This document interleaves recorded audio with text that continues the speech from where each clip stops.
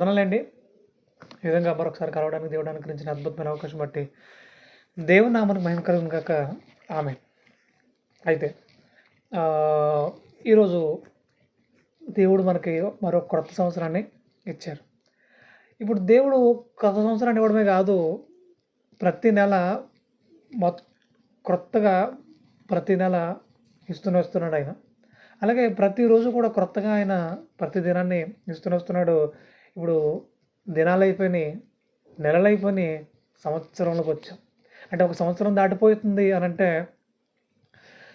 మనకు క్రొత్త సంవత్సరం వచ్చిందని చాలా సంతోషపడిపోతున్నాం. ఈరోజు happy new year, happy new year అని చాలా గంతులేస్తున్నాం. సరే సంతోషం, గంతులు వేయండి. కానీ ఎప్పుడు వేయాలో తెలుసా గంతులు? ఎవరైనా సరే ఏదైనా సంపాదించినప్పుడు గంతులేస్తారు. నిజంగా అది ఆమోదయోగ్యంగా ఉంటుంది. మేము సాధించాం కాబట్టి గంతులేస్తున్నాం అంటారు. సంతోషం నాయన, గంతులేయండి, హ్యాపీ, ఎంజాయ్. కానీ పోగొట్టుకున్న వాళ్ళు ఎవరైనా గంతులేస్తారా? ఏదైనా నష్టపోయిన వాళ్ళు ఎవరైనా గంతులేస్తారా? ఎవరేరు. ఈరోజున సమయాన్ని పోగొట్టుకుంటూ వ్యర్థంగా సమయాన్ని గడిపేస్తూ నీచమైన వాటన్నిటికీ శరీరాన్ని ఇచ్చేసి, ఈ శరీరం ఎవరిది? దేవునిది, దేవుని యొక్క సృష్టిది. సో మరి దేవుడిచ్చిన శరీరాన్ని దేవుని కోసం వాడకుండా వ్యర్థంగా సమయాన్ని అంతా గడిపేసి నీచమైన అడుగులు వేస్తూ ఎటో కొట్టుకుని పోబడుతూ సంవత్సరం వచ్చేసింది, హ్యాపీ న్యూ ఇయర్ అని గట్టిగా అరవడం మాత్రాన దేవుడు సంతోషపడ్డు. ముఖ్యంగా అది మీకేమాత్రం కూడా అది ఆమోదయోగ్యం కాదు. దేవుడిచ్చిన శరీరంతో దేవుని పని జరిగించి, ప్రభా నేను మీ పనిని సంపూర్ణంగా నెరవేర్చాను సంవత్సరం అంతా కూడా, కాబట్టి నాకు మరో సంవత్సరం ఇచ్చారు మీరు, అందుని బట్టి మీకు మరింతగా కృతజ్ఞతాస్తుతులు తెలియజేస్తున్న తండ్రి అని గంతులేసారా ఒక అర్థం ఉంటుంది. అదేమీ లేకుండా దేవుని కోసం బ్రతకకుండా, దేవుని కోసమే ఏమాత్రం కూడా బ్రతకకుండా గంతులేసేస్తే అది దేవుడు సంతోషించడు. ముఖ్యంగా అది మీకు శాపం కూడా, సో ఈ విషయం దృష్టిలో పెట్టుకోవాలి. ఇక తర్వాత మరి ఎలా ఉండాలండి? సంవత్సరం దాటిపోయింది, ఇప్పుడు మనం కొత్త సంవత్సరంలోకి వచ్చేసాం. ఇప్పుడు మరి ఎలా ఉండాలి? ఎలా అడుగులు వేయాలి? ఎలా అడుగులు వేస్తే దేవునికి ఇష్టంగా ఉంటాం మనం అని అంటే, బైబిల్ గ్రంథంలో ప్రతి దానికి ఒక సందర్భం ఉంటుంది. ఇప్పుడు కొత్త సంవత్సరం మనం ఎలా ఉండాలి, అలాగే మనకు ఇవ్వబడుతున్న అవకాశాన్ని మనం ఎలా సద్వినియోగం చేసుకోవాలనే దాని గురించి బైబిల్లో చాలా విషయాలు ఉన్నాయి. ఈరోజు ఒక అద్భుతమైన విషయాన్ని అయితే మీకు నేర్పించాలని ఆశపడుతూ ఉన్నాను. మొట్టమొదటిగా ఆదాం దగ్గర నుంచి రాగలిగితే, దేవుడు తన పిల్లల్ని ఎప్పుడు కూడా నిలబడే ఉండాలి, తన పనిలో బలంగా వాడబడాలి అనే కోరుకుంటూ ఉన్నాడు ఆయన. ఇక కొరింథీయులకు రాసిన మొదటి పత్రిక 10వ అధ్యాయం 22వ వచనం ఒకసారి చూడగలిగితే, 10వ అధ్యాయము కొరింథీయులకు రాసిన మొదటి పత్రిక 10వ అధ్యాయం 12వ వచనం అనుకుంటా, రైట్.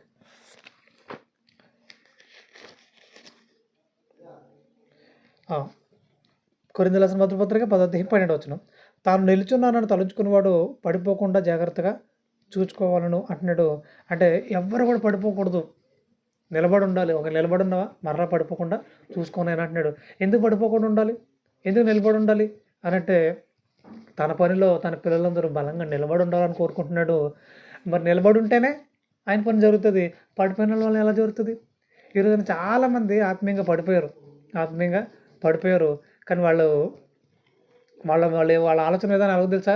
మేము దేవుని పనులు బలంగా పాడుపడుతున్నాం, దేవుని ఉద్ధరించేస్తున్నాడనే ఫీలింగ్లు ఉన్నారు చాలామంది. సో దేవుడు వాళ్ళందరికీ ఈరోజు కళ్ళు తెరిపించాలనుకుంటున్నాడు. వాళ్ళందరి కళ్ళు ఈరోజు తెరిపించాలనుకుంటున్నాడు. మీరు ఏమన్నా నిలబడి ఉన్నారా?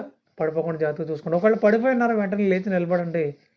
అంటే మీరు ఆత్మీయంగా పడిపోయి ఉండడం వల్ల నా పని జరగదు నాయన, ఒకవేళ జరిగిపోతుందనే ఉద్దేశంలో మీరు ఉన్నారా? అది మీ భ్రమ, సాతాను కలిగించే భ్రమ అది. సో ఆ భ్రమలో మీరు ఉండొద్దు, బయటకు రండి, లేచి నిలబడండి.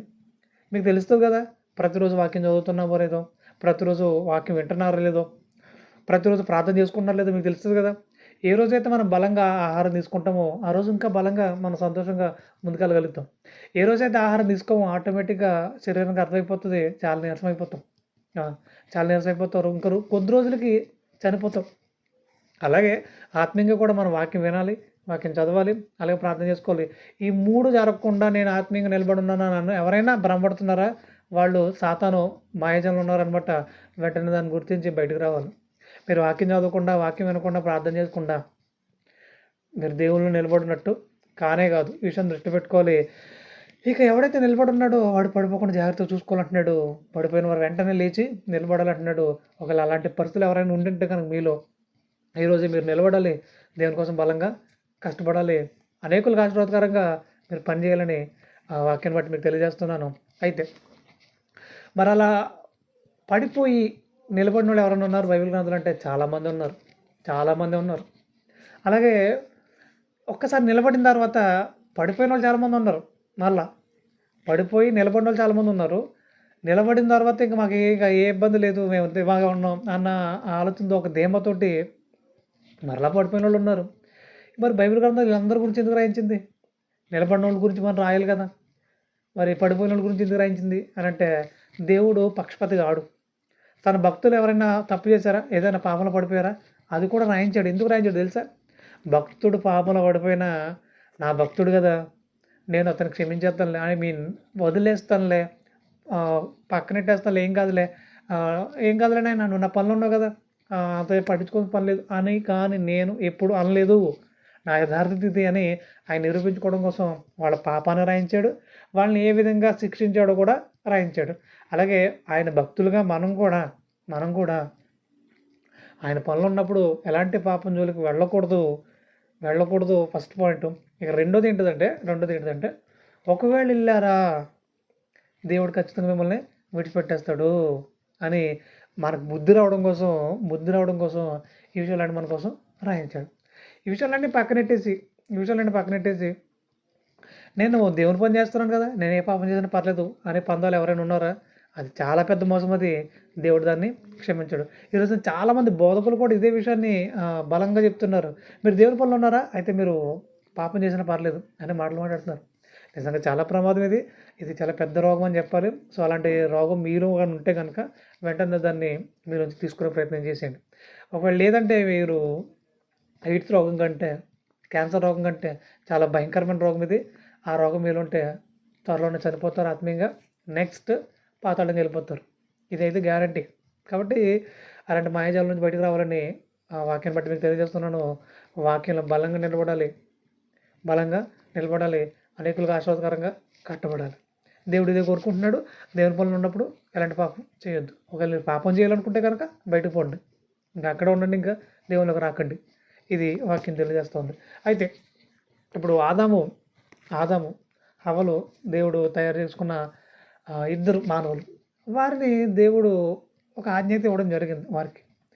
ఇదిగో ఈ తోట చెట్ల మధ్యలో ఉన్న ఒక ఫలం ఉంది కదా, సో ఆ చెట్టు ఫలం మీరైతే తినొద్దు అని అన్నాడు. ఎందుకు అది తింటే ఏమైంది? ఇప్పుడు అది తింటే ఏమైంది అంటే, దేవుడు తినొద్దు అన్నప్పుడు తినొద్దు అంతే. దేవుడు ఎందుకు చెప్తాడు? ఆయనకు ప్రతిదానికి ఒక కారణం ఉంటుంది. దేవుడు తినొద్దు అన్నప్పుడు తినొద్దు. నేను తింటే ఏమైంది అనే ఆలోచన వచ్చింది హవ్వగారికి. మరి నెక్స్ట్ ఏం జరిగిందంటే, ఆ ఆలోచన రాగానే సాతాను వచ్చాడు. దేవుడు మనకు కూడా కొన్ని విషయాలు చెప్తున్నాడు. నాయన ఇలా చేయొద్దు, ఇలా చేయడం వల్ల నాకు ఇష్టం లేదు, మీరు పరిశుద్ధంగా ఉంటేనే నాకు ఇష్టం, మీరు పాపం జోలికి వెళ్తానన్నా, పాపంతో ఉంటానన్నా నాకు ఇష్టం కాదు నాయన, మీరు నా దగ్గర ఉండొద్దు అంటున్నాడు. ఎప్పుడైతే అలా చేస్తే ఏమైంది అనే ఆలోచన వచ్చిందనుకో, వెంటనే సాతాను వస్తాడు. ఏం కాదు, చేసేయి అన్నట్టు ఇంకా సపోర్ట్ ఇచ్చి పాపలను గెట్టడానికి. సో ఇదంతా కూడా చాలా ప్రమాదకరమైన పరిస్థితి. ఇప్పుడు హవ్వ అదే ఆలోచనలోకి వచ్చింది. రాగానే సాతాను వచ్చాడు, ఏం కాదు నువ్వు దేవతలకు అయిపోతావు అని ప్రోత్సహించాడు. పాపానికి ప్రోత్సహించాడు. ఇలా పాపానికి ప్రోత్సహించే వాళ్ళ సంఖ్య మన చుట్టూ చాలామంది ఉంటారు. మనం ఎప్పుడైతే దేవునిలో బలంగా ఉంటామో వాళ్ళందరినీ తరిమి కొట్టే ప్రయత్నం చేస్తాం. మరి ఇదే అపవాది యేసుక్రీస్తు ఆయన దగ్గరకు వచ్చి ఇదిగో రాళ్ళను రొట్టెలుగా చేసేసుకుని తిని, లేదంటే ఇదిగో కొండెక్కిచ్చేసి అక్కడి నుంచి దూకే దేవుడిని కాపాడేస్తాడు, ఇలా రకరకాల శోధనలు చేసింది. ఆయన ఏమంటాడు? ఆయన బలంగా ఉన్నాడు కాబట్టి ఆయన ఏమంటాడు? నువ్వు నీ దేవుని శోధించకూడదు, గెట్ అవుట్ అంటాడు. అంటే ఆయన బలంగా ఉన్నాడు కాబట్టి. మరి మనం బలంగా ఉండకపోతే ఎవడే ఆలోచన చెప్పినా దాన్ని వినేస్తాం, పాటించేస్తాం, పాపంలో పడిపోతాం, దేవుడు దూరం అయిపోతాం. ఇంతకంటే దరిద్రం ఏది ఉండదు. కాబట్టి మనం ఏ ఆలోచనలు వింటున్నాం, ఎలా అడుగులు వేస్తున్నాం, ఖచ్చితంగా ఇక్కడి నుంచి పరీక్షించుకోవాలి. ఇంతవరకు ఏదో అయిపోయింది, దేవుడు క్షమించుగాక, కానీ ఇక మీదట మీరు వేసే ప్రతి అడుగు ఖచ్చితంగా ఇలా ఉండాలి. ఇలా కాకుండా ఇంకెలా ఉంటానన్నా సరే దేవుడు దానికి అస్సలు ఒప్పుకోడు. కాబట్టి దీన్ని దృష్టిలో పెట్టుకోవాలి. ఇక ఆదాము హవ్వల విషయంలో ఆయన చాలా బాధపడ్డాడు. ఎందుకంటే నేను చెప్పిన ప్రకారంగా మీరు లేరు. చాలా బాధపడ్డాడు, చాలా కన్నీళ్ళు పెట్టుకున్నాడు ఆయన. ఆ తర్వాత మిగతా సంతానం అయితే ఎవరైతే కొనసాగారో కయ్యిన దగ్గర ఆయన బాధపడ్డాడు. అలాగే తర్వాత ఇక నోవా గారి కాలంగా వచ్చేసరికి అక్కడ వాళ్ళందరి విషయమే సంతాపం ఉందాడట. అక్కడ జలప్రళయం రప్పించడం ఇలా అవనుభవం జరుగుతూనే ఉంది. ఎక్కడ ఆయనకి సంతోషం కలగల. ఎక్కడ ఆయన సంతోషపెట్టేవాళ్ళు లేరు. నేనున్నాను ప్రభు మీకోసం అనేవాళ్ళు లేరు. చాలా బాధపడుతున్నాడు. చాలా ఆవేదన చెందుతున్నాడు ఆయన. అలా కొంతమంది అక్కడక్కడ కొంతగా మెరిసినా కానీ ఆయనకి అంత సంతోషంగా లేదు. నేనున్నాను ప్రభు, నేను చచ్చిపోయినా నేను నీకోసం ఉంటాను అనే మాటలు మాట్లాడి ఆయన కోసం నమ్మకంగా నిలబడిన వాళ్ళ సంఖ్య చాలా తక్కువ. అంటే లక్షల మందిలో నుంచి చాలా తక్కువ మంది ఉన్నారు. ఇక ఆయన ఎంతో ఒకంత కలతతో నిండబడిపోడు. చాలా కలతతో నిండబడ్డాడు. చాలా బాధగా ఉన్నాడాయన. అరే ఏంటి నా కోసం నమ్మకంగా నిలబడేవాళ్ళు లేరా? నేనంటే ప్రాణాలు ఇచ్చేసేవాళ్ళు లేరా? అసలు ఇంత బలంగా నిలబడేవాళ్ళు ఎవరు లేరా? అని ఆయన వెతుకుతున్నాడట. కీర్తన గ్రంథం 53 అధ్యాయం 2వ వచనంలో. కీర్తన గ్రంథం 14 అధ్యాయం 2వ వచనంలోను ఆయన వెతికేవాళ్ళు ఎవరైనా ఉన్నారేమోని ఆయన ఆకాశం నుంచి పరిశీలిస్తున్నాడట. వివేకము కలిగి దేవుని వెతకవారు కలరేమో అని ఆయన ఆకాశం నుండి పరిశీలిస్తున్నాడట. మరి అలా ఆయన పరిశీలనలో ఎవరైనా ఆయన పూర్ణ మనసుతో యథార్థమైన మనసుతో వెతికేవాళ్ళు ఉన్నారా? ఈరోజు చాలామంది వెతుకుతున్నారు దేవుడిని. ఎందుకో తెలుసా? వాళ్ళకేమో అవసరాలు ఉన్నాయి, వాళ్ళకేమో అప్పులు ఉన్నాయి, వాళ్ళకేమో రోగాలు ఉన్నాయి. అందుకని వెతుకుతున్నారు దేవుడిని. దేవుడు అలాంటి వారిని కోరుకోవట్లేదు. దేవుడు అలాంటి వారిని ఇష్టపడట్లేదు. ఎందుకంటే ఏవో కావాలని నన్ను వెతుకుడు ఏంటైనా? అసలు నేను సృష్టించిందే నేను నడిపిస్తుంది నేను కాదనుకుంటే ఇప్పుడే నీ ఊపిరి ఆగిపోద్ది.